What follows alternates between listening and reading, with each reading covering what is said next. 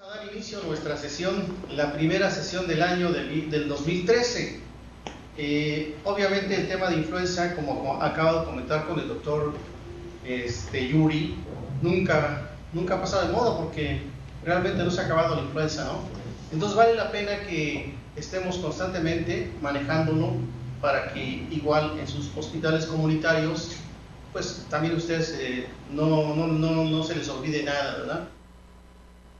Doctor Yuri, pues si nos hace el favor ya de dar inicio con su tema.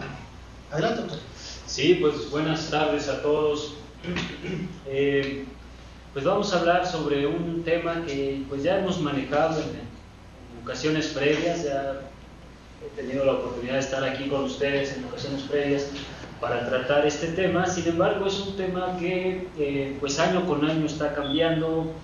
Sí hay ciertos cambios en cuanto a guías y aparición de nuevas cepas virales, y por eso pues no pierde trascendencia, y es un problema además que pues lo estamos viendo en los hospitales. Siguen llegando pacientes con enfermedad respiratoria grave que requieren muchas veces intubación, y finalmente pues son casos de influenza, y que muchas veces lo que hemos visto es que tienen en promedio 2 consultas, ¿verdad?, previas en servicios de salud o médicos particulares, y que no se detecta, no se inicia el tratamiento de manera oportuna, tal vez porque los médicos no consideran este diagnóstico, y pues finalmente se complican y llegan a la institución. Entonces, bueno, la influenza, como ustedes saben, pues no es una enfermedad nueva. Existen reportes desde hace 400 años sobre su presencia, y que a lo largo de la historia de la humanidad pues ha causado gran mortalidad, morbimortalidad.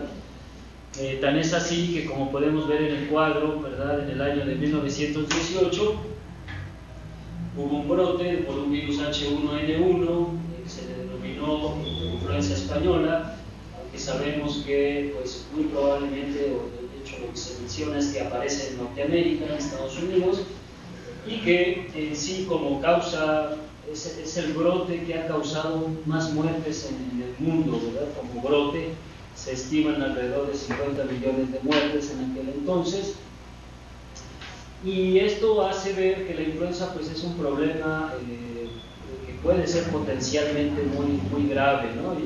y mermar la población humana.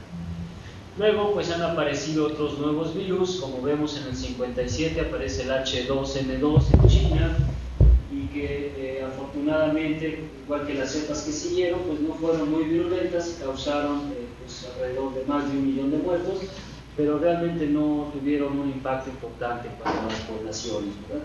En el 77 aparece la influenza rusa, que tuvo también baja mortalidad, pero son virus nuevos, ¿verdad?, que aparecen a lo largo del tiempo.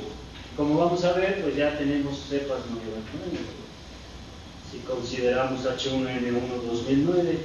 Y algo que llama la atención y que es importante mencionar es que, como pueden ver, la cepa del 57, del 68 y del 77 son virus que aún están circulando, ¿no?, como dice aquí en el cuadro. Y esto es importante porque, bueno, pues si apareció el H1N1 2009, pues va a seguir circulando, y aquel que no se ha enfermado, pues tarde o temprano se va a enfermar. Por eso la importancia de la vacunación. El virus de la influenza pues es un ortomixovirus, del cual hay 3 tipos, A, B y C. Se han identificado 16 antígenos de hemaglutinina, H1, H2, H3, H7, H16. Ustedes se habrán enterado por ahí que hay una influenza ahorita aviar, ¿verdad?, en Aguascalientes, que es H7. Y tenemos 9 antígenos de neuraminidasa, N1, N2, N9, ¿no? De tal manera que si en teoría pudiera haber alrededor de 123, si no mal recuerdo, cepas diferentes, combinaciones entre estos antígenos. Estos antígenos son importantes porque la hemaglutinina, como la podemos ver aquí, son espigas que están en la superficie del virus, permite la unión del virus a sus células blancos en el epitelio respiratorio. Gracias a la hemaglutinina se da este proceso. Una vez que se fija el virus al epitelio, pues introduce su material genético, del cual tenemos 8 segmentos de ARN, es un virus ARN. Y después, una vez que se multiplica en el interior de la célula, va a echar mano de la neuraminidasa, que es otro de sus antígenos, una enzima que facilita la liberación del virus. Esto es importante porque los antivirales con los cuales contamos pues actúan a este nivel, como vamos a ver más adelante. El virus de la influenza es un virus que está cambiando constantemente, de tal manera que se ha dicho que existe la tendencia antigénica, en la cual hay unos cambios menores año con año. Por esta razón, como ustedes saben, pues cada año se diseña una vacuna nueva y se hace en base a los virus que estuvieron circulando el año anterior, en el invierno anterior, porque se espera que los virus que aparezcan este año pues van a ser muy similares, con pequeños cambios, pero muy similares, y muy probablemente la vacuna va a proteger. Y tenemos otro fenómeno que es el cambio antigénico, en el cual aparecen virus completamente nuevos que integran antígenos que antes no estaban presentes, y estos son los causantes de las pandemias, como sucedió en el 2009. Los virus de la influenza, entonces decíamos, pueden ser clasificados en A, B y C. Esta es la forma en que se denomina, ¿verdad? En este caso es un virus A. Luego ponen la especie animal de la cual se recuperó. Se dice que la influenza es una zoonosis y tiene origen en otros animales, en este caso pues frecuentemente en aves y cerdos. En este caso pues correspondió a una cepa de origen aviar. Luego viene el país donde se aísla por primera vez, se le asigna un número de cepa y el año en el que se aísla. Este corresponde a un virus H5N1, que es el causante de la influenza aviar, que afortunadamente no ha logrado adaptarse al humano y no ha sido fácil su transmisión entre humanos, pero que si esto sucediera pues sería catastrófico, ya que tiene una mortalidad de hasta el 80% de niños. Son problemas que están latentes, que todavía pues estos virus andan circulando en aves principalmente, y siempre existe el riesgo de que puedan mutar y tener un cambio antigénico y poderse transmitir fácilmente entre humanos. Y luego aquí tenemos, por ejemplo, la cepa que aislamos en el 2009 en México, ¿verdad? Fue un virus A, México, el número de cepa que le asignaron, el año y los antígenos que contenía, H1N1. Y entonces así se le denomina, ¿no? H1N1 2009, virus pandémico. ¿Cómo es que surgen estos virus nuevos? Bueno, pues tenemos que hay virus de influenza muy bien adaptados a las aves en este caso, como podemos ver aquí, y tenemos también virus humanos que también están muy bien adaptados a nosotros, y entre humanos es muy fácil su transmisión. Se puede dar la condición en la que una célula humana u otro mamífero, en este caso por ejemplo el cerdo,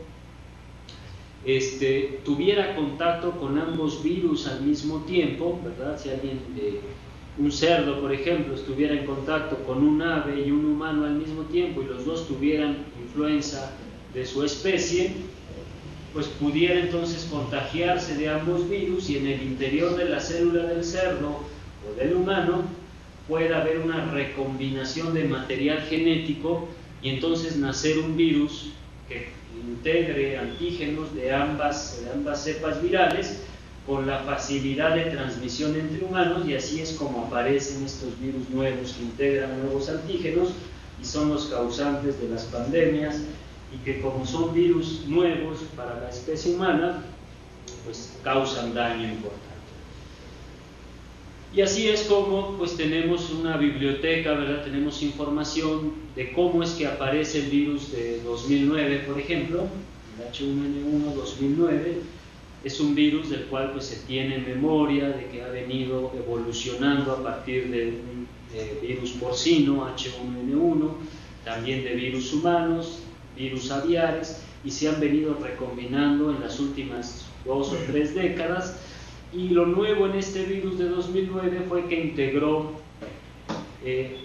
genes de un virus eurasiático porcino, como podemos ver aquí, integra estos dos genes y esto hace que sea un virus nuevo y que afortunadamente no tuvo alta letalidad, pero sí condicionó pues un aumento en el número de casos y de muerte, ¿no?, asociado a esta infección. Y entonces el contacto entre humanos y cerdos y aves pues es cotidiano, ¿verdad? Si viéramos que este niño tuviera influenza humana, pues puede contagiar al cerdo, ¿verdad?, de influenza y enfermarlo, y de esta manera haya una recombinación viral y aparezca una nueva cepa. Y esto está cambiando año con año, de tal manera que en 2011 se presentaron nuevos casos de un virus H3N2, variante le dicen, que integró gen M del H1N1 2009, de tal manera que cada año están apareciendo nuevos virus, y ese es el problema que existe con la influenza, ¿verdad? Que la humanidad está expuesta a tener contacto con un virus nuevo en cualquier momento. En general, la influenza se transmite a través de gotas y por contacto de superficies contaminadas. Si una persona tiene influenza y estornuda, obviamente todas estas gotitas de flush, pues va el virus contenido. Si salpica al ojo o a la cara de otra persona, pues se da el contagio. Pero también puede suceder que estas gotitas caigan al piso, caen sobre el pupitre, sobre la mesa, y una persona que llegue unas horas después, ¿verdad?, y toque esa superficie y después se lleve la mano a la cara, a los ojos, a la nariz, de esta manera puede inocular el virus y enfermar.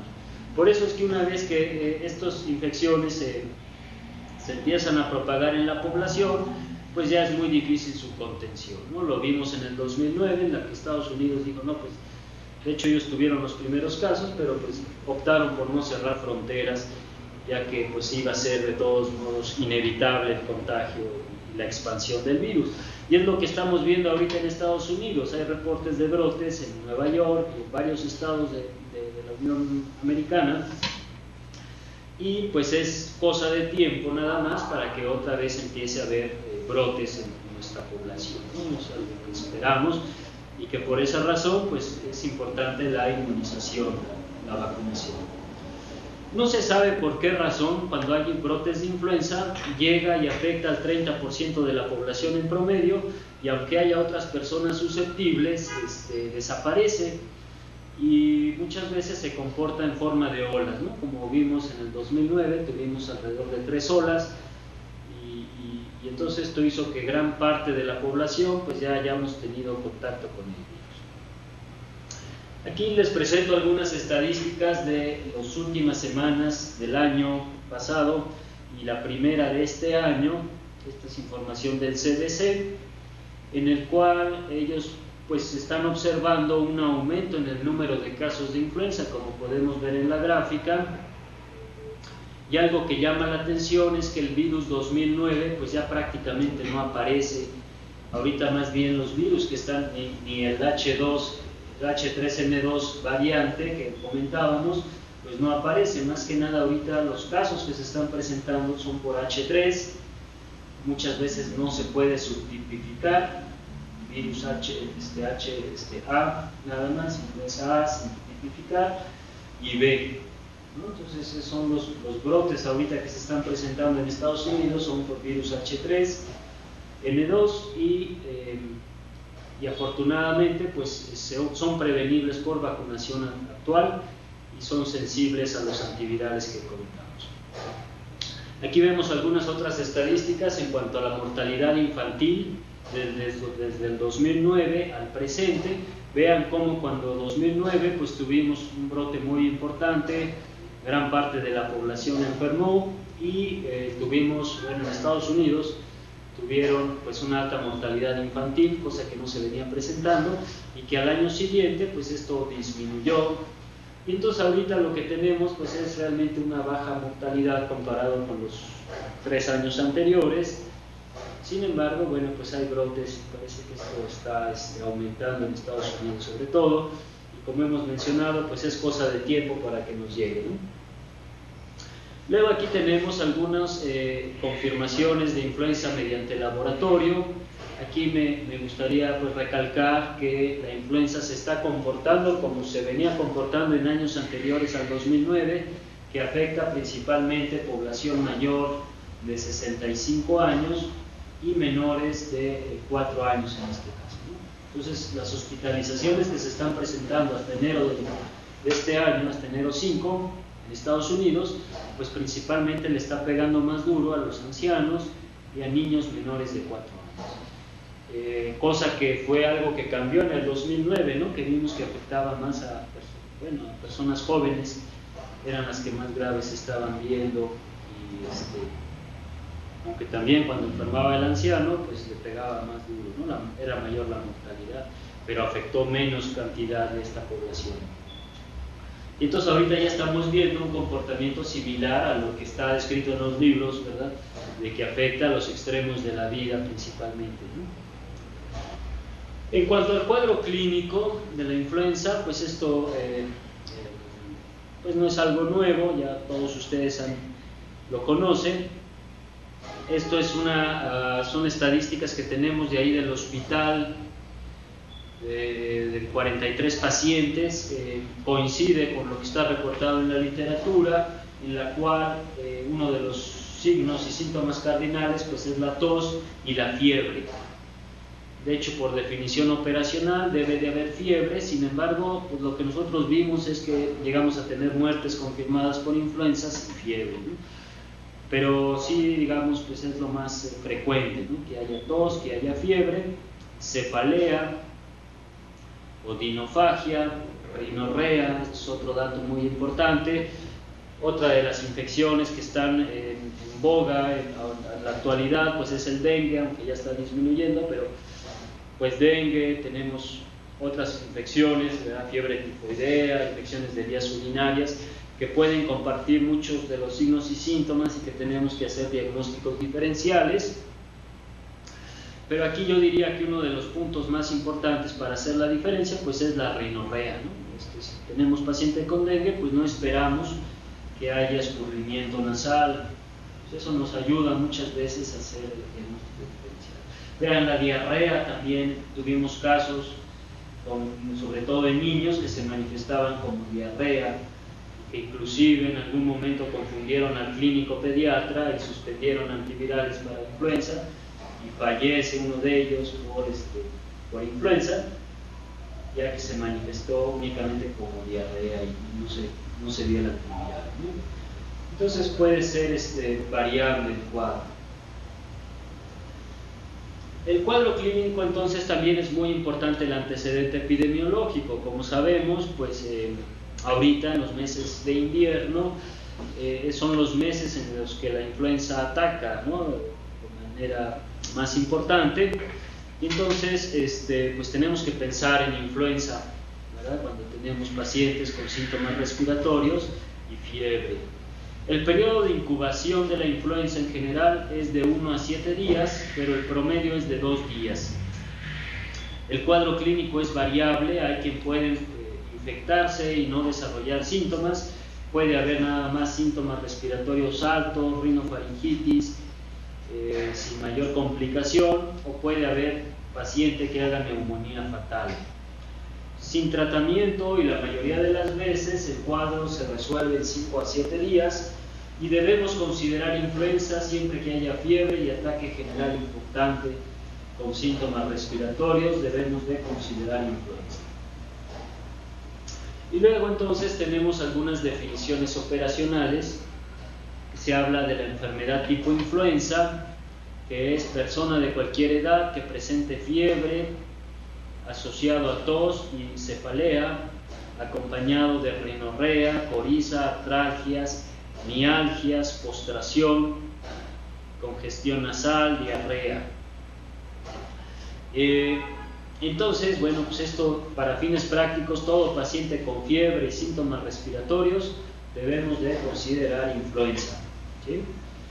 Y luego tenemos también lo que es también todo paciente con infección respiratoria aguda grave. Esto es algo que vemos en los hospitales, en los servicios de urgencias, pacientes que llegan con dificultad respiratoria y fiebre, ¿verdad? Pues eso es influenza hasta no demostrar lo contrario, y tenemos por lo tanto que actuar de esta manera, ¿no?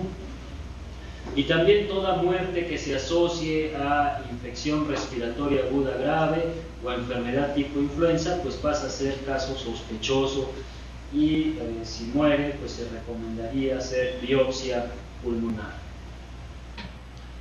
Se dice que la influenza que tuvimos en el 2009 no fue una influenza muy agresiva. Sin embargo, pues lo que vimos es que saturó nuestros servicios de urgencias. En los muchos o pocos años que tengo en el Hospital Civil, pues nunca habíamos tenido las salas así llenas, con tantos pacientes intubados y con insuficiencia respiratoria aguda. Y eso si consideramos que fue una cepa poco virulenta.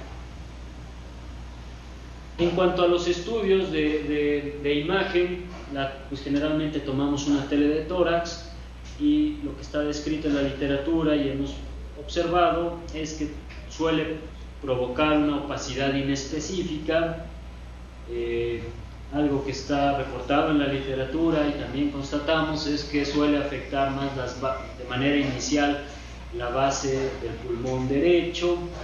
Sin embargo, pues da un infiltrado de tipo intersticial, alveolar, ¿verdad? Opacidad reticular, bilateral, difusa. La imagen de tomografía suele dar esta imagen en vidrio despulido, que se llama. Este es un paciente de influenza que tuvimos. Pues vean el gran daño alveolar que presenta este paciente. Algo que también es cierto y lo hemos visto, pues, es que rara vez se asocia derrame pleural. Generalmente la influenza no da derrame. En los cambios de la biometría hemática puede provocar, sobre todo en casos graves, leucopenia con linfopenia, trombocitopenia. Entonces a veces esto nos mete también con problemas diagnósticos, con dengue, con fiebre tifoidea. Puede dar elevación de aminotransferasas, da inflamación muscular, ¿verdad? Miositis con CPK elevada, DHL elevada. Y el diagnóstico definitivo, ¿verdad?, lo tenemos por medio de estudios de PCR.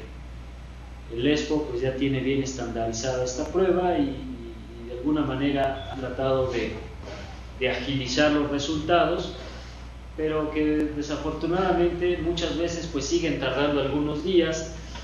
Entonces uno se preguntará, bueno, y si yo sospecho influenza, el paciente está muy grave, pues aquí lo importante es iniciar tratamiento, ¿no? Ya vimos cuál es la definición operacional. Pues todo paciente que llegue al hospital con enfermedad respiratoria aguda grave, con dificultad respiratoria, neumonía, pues hay que iniciar el tratamiento, tomar las muestras y lo que averiguamos pues lo protegemos, lo tratamos.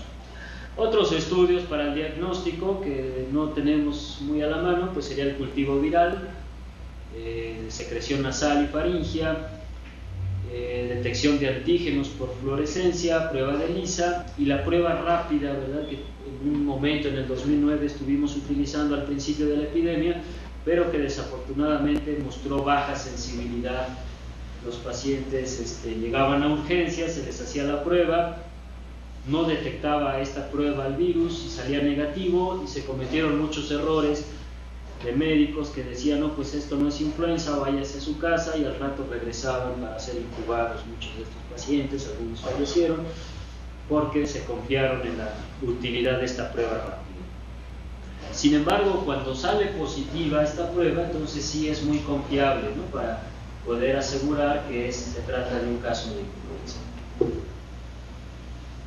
En cuanto al tratamiento, pues son medidas generales, hay que tratar la fiebre, líquidos abundantes, reposo, se debe de evitar el uso de aspirina, de ácido acetil salicílico, sobre todo en niños, ya que se ha asociado a síndrome de Raynaud. Se puede ofrecer jarabe para la tos, si requiere hospitalización el paciente, pues hay que hospitalizarlo. Si requiere oxígeno y apoyo ventilatorio, pues adelante. Como vimos, pues dan infiltrados bilaterales, alveolo-intersticiales. Entonces, muchas veces pues es difícil decir esto no es una neumonía por legionela o por neumococo, ¿verdad? Entonces se dan antibióticos de amplio espectro Nosotros en el Hospital Civil pues tratamos de estandarizar los manejos de este tipo de pacientes, y entonces pues de acuerdo a guías pues iniciábamos el triaxona más un macrólido, la erythromicina, o una cefalosporina de tercera como ceftriaxona más fluoroquinolona de manera rutinaria más oseltamivir. Dentro de los medicamentos contra el virus pues tenemos los inhibidores de la neuraminidasa, el oseltamivir, que es el que más tenemos en la Secretaría de Salud, que afortunadamente sigue siendo muy útil tanto para tratar H3N2, que es el que está circulando actualmente en Estados Unidos, y para H1N1, ¿no? Zanamivir pues es inhalado, también lo tiene la Secretaría de Salud, pero es un poco más difícil su administración y no se está utilizando de manera generalizada. Algo que es importante mencionar y que desafortunadamente seguimos viendo esta situación es que este virus, ambos virus, ¿verdad? H3N2 y H1N1, pudieran ser resistentes a mantadina y rimantadina, por lo tanto no se recomienda el uso de estos antivirales. Hay por ahí una presentación, si no me recuerdo, el antifludes, entonces todavía es muy frecuente ver que el paciente va con el médico particular y les mandan este medicamento, y pues esto hace que la enfermedad progrese y se complique en estos pacientes. Y la otra forma de prevención, que es la más efectiva, es la vacunación. Aquí vemos cómo pues una vez que se adhiere el virus a la célula, se introduce su material genético, se multiplica, se forma, ¿verdad? Y se va ya que está listo para ser liberado de la célula, echa mano de la neuraminidasa que rompe la unión y entonces el virus se libera y puede ir a infectar otras células. Y entonces lo que hace el oseltamivir y el zanamivir es bloquear esta enzima de neuraminidasa y entonces ya no permite que el virus se libere.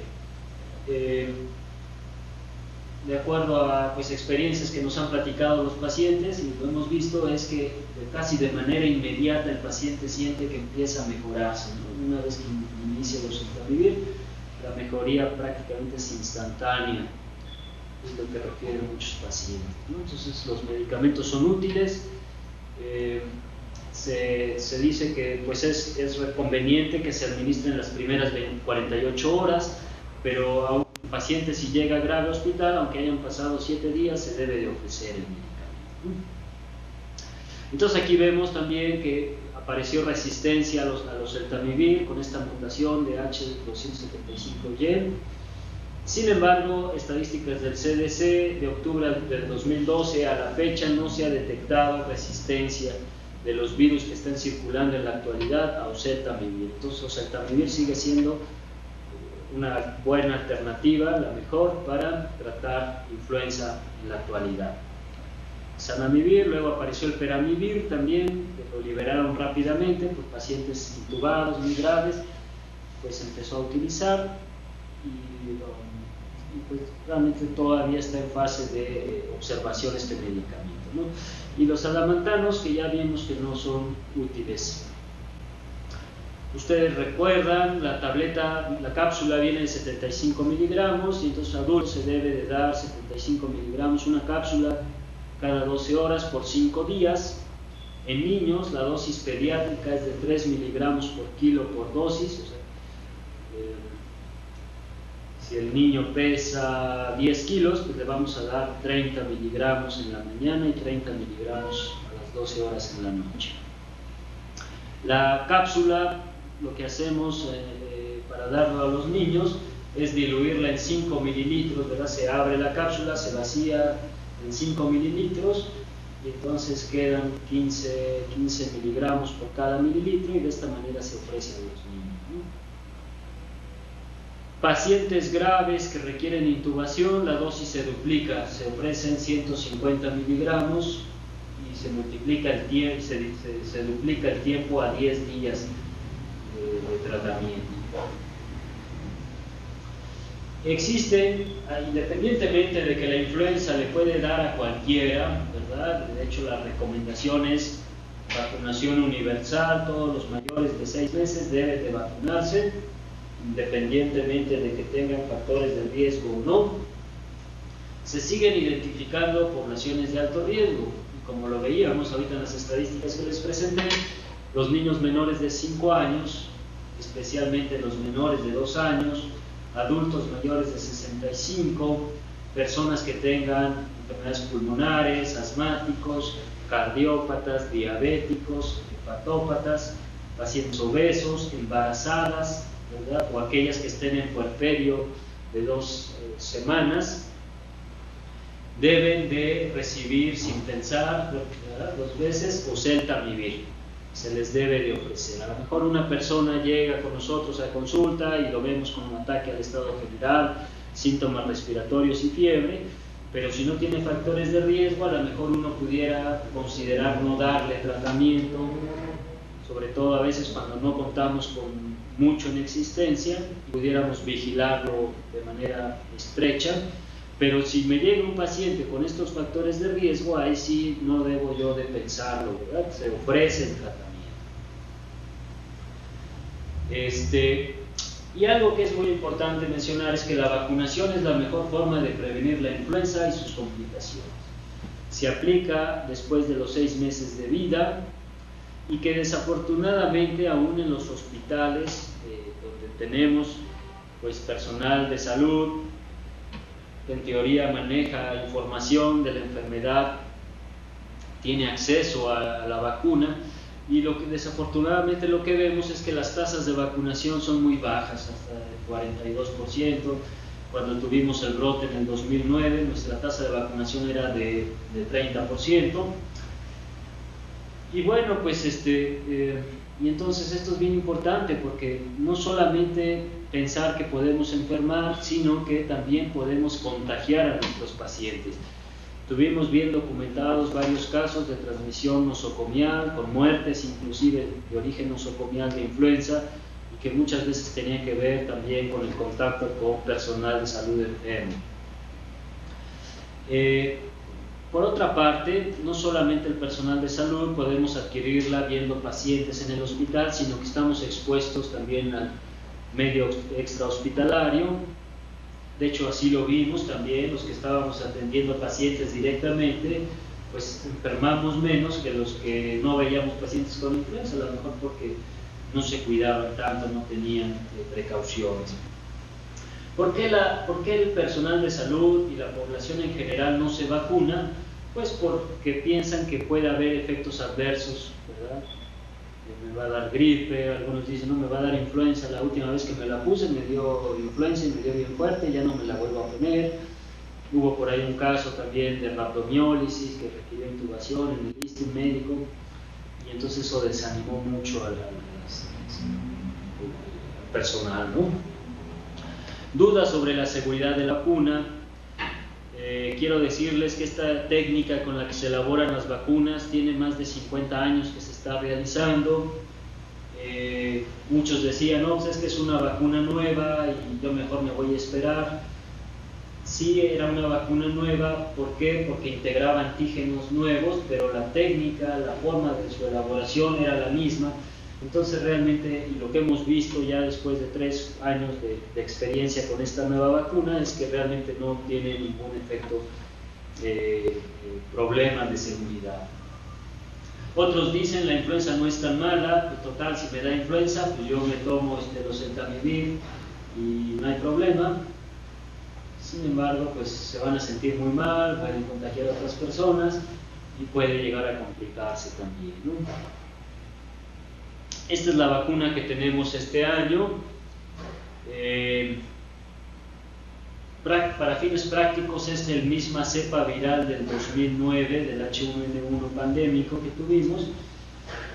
Aquí no hay cambios, pero donde sí ha habido cambios es en los antígenos de estos 2 otros virus, de A Victoria 2011 H3N2. Aquí sí hubo cambios en cuanto a los antígenos, y también hubo cambios en este virus de influenza B, por lo tanto sí es importante vacunarse, ¿no? Alguien pudiera decir, no, pues yo ya me he vacunado varias veces contra este virus, ¿para qué me vacuno otra vez? Pero sí va a proteger para estas cepas nuevas. Aquí vemos pues cómo algunas personas no nos vacunamos, ¿verdad? De acuerdo a la edad. Vean cómo los mayores de 65 pues son los que tienen las tasas más altas de inmunización. Aquellos que son cardiópatas, diabéticos, etcétera, pues las tasas son bajas. Personal de salud. La vacuna es segura, ya lo sabemos, no ha habido problemas. Es similar la reacción a otras vacunas de influenza. Pues lo que hemos visto es que puede dar dolor en el sitio de aplicación, también puede haber síncope, sobre todo lo hemos visto en mujeres jóvenes que se desmayan ahí en brazos del enfermero, puede causar cefalea, mialgia, fiebre y náusea, pero estos síntomas no duran más de 2 días. Para fines prácticos, la única contraindicación a la vacuna sería una alergia grave al huevo, ya que estos virus se cultivan en huevos, ¿verdad? En proteínas de huevo, y entonces contienen antígenos, y entonces si hubiera una anafilaxis o angioedema relacionado con el huevo, pues está contraindicado. Si hay rash nada más con la ingesta de huevo, puede vacunarse y mantenerse en vigilancia el paciente durante 30 minutos y dar de alta, ¿no? También otra pues, que habría que revalorar es haber tenido Guillain-Barré en el pasado. También se menciona como una condición en la cual debe de considerarse la vacuna. Por ahí de los años 70 hubo una epidemia por virus de influenza porcino, que se hizo una vacuna con esos antígenos y se asoció a Guillain-Barré, y entonces eso pues de alguna manera hizo que ahora el personal piense que se asocia mucho a Guillain-Barré, pero las estadísticas mencionan que se puede asociar a este problema en un caso por cada 1.000.000 de aplicaciones. Realmente es muy bajo. Si tuviéramos 1.000.000 de enfermos de influenza, pues tendríamos muchas más muertes. En cuanto a las recomendaciones, si están en un área hospitalaria, pues lo ideal es aislar a estos pacientes en cuartos especiales, en cuartos de aislamiento. Si tenemos varios pacientes con cuadro de influenza, pues agruparlos, hacer un aislamiento de corte. Pues si la epidemia aumenta en el número de casos, pues cada hospital debe hacer su protocolo de manejo, dónde recibirlos, quién los va a atender, ¿verdad? Que el personal use el equipo necesario para su atención. Ya se protocoliza de acuerdo a la unidad en la que se encuentre, con una comunicación muy estrecha con las autoridades, ver qué se necesita, si se necesitan mascarillas o centamivir, todo esto estarlo platicando, ¿verdad? Estrechamente con la autoridad para resolver los problemas que vayan surgiendo. El equipamiento protector del personal, que como ustedes pueden ver, pues consiste en protecciones por gotas y de contacto, de tal manera que se incluye gorro, gafas, mascarilla N95, bata y guantes.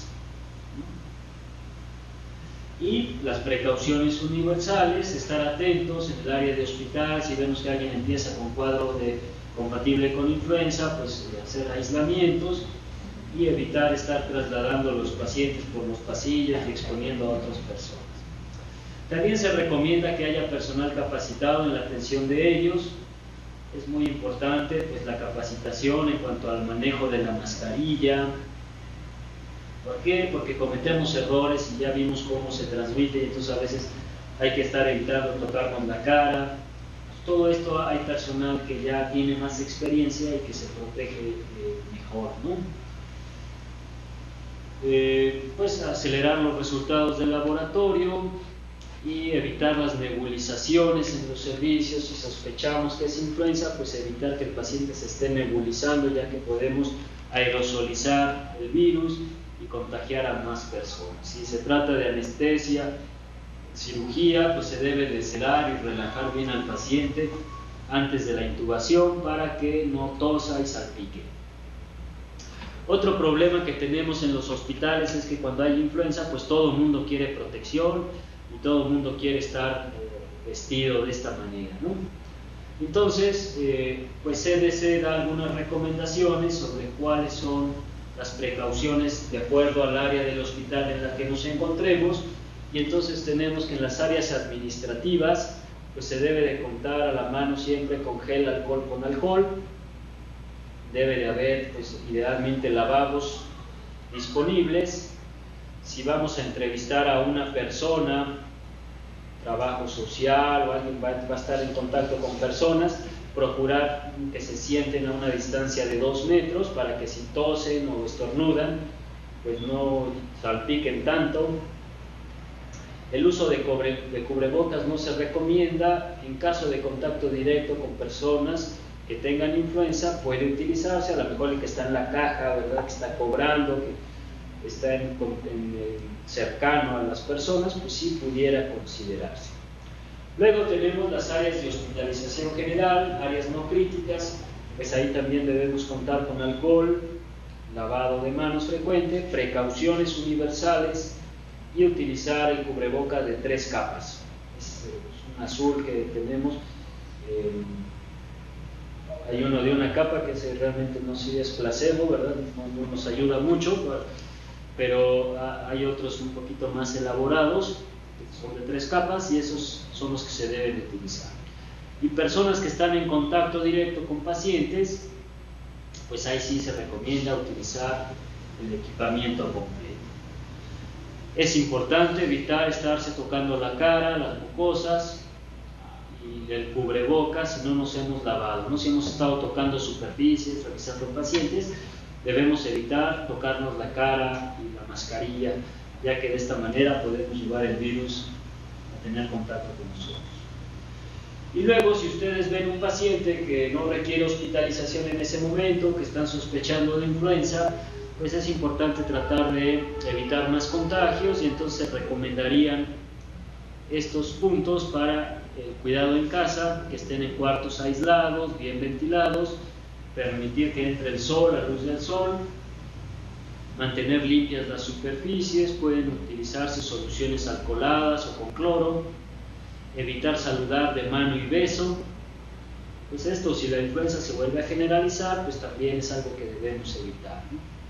Lavado frecuente de manos, trastos de cocina exclusivos, uso de cubrebocas. Si el paciente va a salir de su cuarto, va a estar en la sala, de preferencia que use su cubrebocas. Se puede usar de esos azules que evitan que salga la saliva expelida.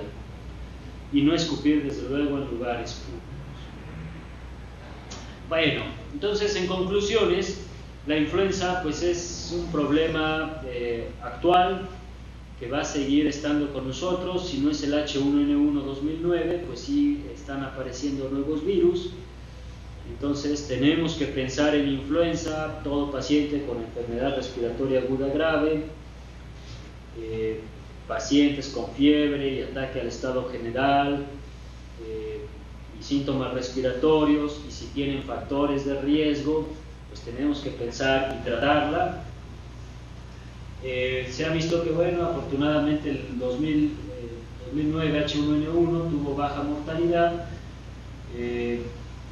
Se transmite, ya vimos, por saliva, moco, por excremento. En teoría también pudiera ser una forma de contagio, y al llevarnos las manos contaminadas a las mucosas de cara, fiebre, tos y síntomas respiratorios con cefalea y mialgias sugieren influenza. La prueba rápida no es confiable si resulta negativa, muy confiable si es positiva. Las personas enfermas deben descansar en casa. Es otro problema que tenemos en las instituciones. Si vemos que un compañero tiene influenza, cuadro compatible con influenza, pues debe de mandarse a su casa. A veces el ISSSTE no nos apoya mucho, ¿verdad?, que los mandamos al ISSSTE y les dicen, no, pues regresen a su trabajo. Entonces lo que hicimos en el hospital pues es ponernos de acuerdo con las autoridades y facilitar esto, ¿no? Si epidemiología o hospitalaria considera pertinente, pues que se mande a su casa a descansar, ¿no?, sin necesidad de autorización del ISSSTE. La prevención pues es con lavado frecuente de manos, evitar en lo posible tocarse la cara con manos sin lavarse, ¿verdad?, sucias entre comillas, y el tratamiento es útil. de preferencia en las primeras 48 horas de iniciado el cuadro. Pues con esto terminamos, no sé si hay alguna pregunta, algún comentario. Doctor, entonces las pruebas rápidas se hacen acá y las otras, ¿sí también se hacen acá? Bueno, las otras pruebas son las que hace la PCR, ¿no?, que está haciendo el ESPO, y eso para los hospitales de la Secretaría, pues hay que hacer nada más pues llenar los formatos y envío de muestra, aunque pudiera tardar un poco, pero esa sería la prueba más confiable. Yo diría que para fines prácticos debemos de confiar exclusivamente en esta prueba, ¿no?, porque tenemos muchas pruebas comerciales que los hacen laboratorios particulares y que la verdad pues muchas veces dan resultados erráticos. A lo mejor entonces aquí lo importante es ver si tiene definición operacional y tiene factores de riesgo, pues es iniciar el tratamiento, ¿no?, independientemente de cómo vaya a salir el resultado, en 5 o 7 días se debe de iniciar el tratamiento.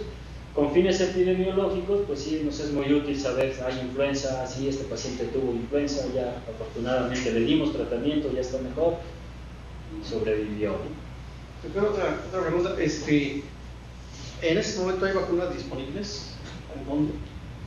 Sí, pues hay vacunas, ahorita hay vacunas, en teoría pues nosotros en el civil tenemos la vacuna y en teoría pues todos los centros de salud deben de contar con ella, si no hay que solicitarla. En teoría hay vacuna y desafortunadamente se está echando a perder, ¿no?, porque a pesar de toda la información con la cual contamos, muchos de nosotros no vamos a vacunar, ¿no? Correcto.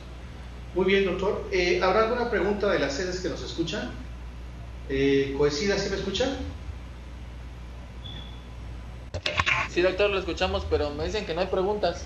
Muy bien, gracias. Todo muy claro. Gracias.